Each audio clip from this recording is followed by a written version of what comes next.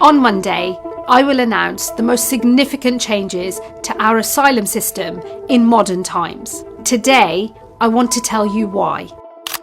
Across Europe, asylum claims are falling, but in Britain, they are rising.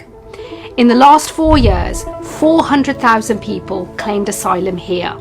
Over 100,000 are housed and supported at taxpayers' expense, putting huge pressure on local communities. The previous government had years to tackle this problem. Instead, they wasted time and £700 million on their Rwanda scheme, removing a sum total of 4 volunteers. This government has been rebuilding.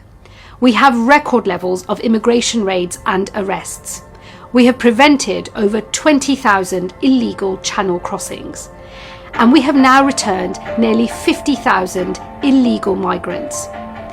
These were vital steps, but we must now go further. We need to reduce the numbers coming here illegally.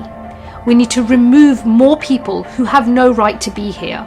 We will always be a country that gives sanctuary to those fleeing danger, but we must restore order and control. Running a restaurant? Your food deserves the spotlight. Currywalla Media. Let's make your food famous.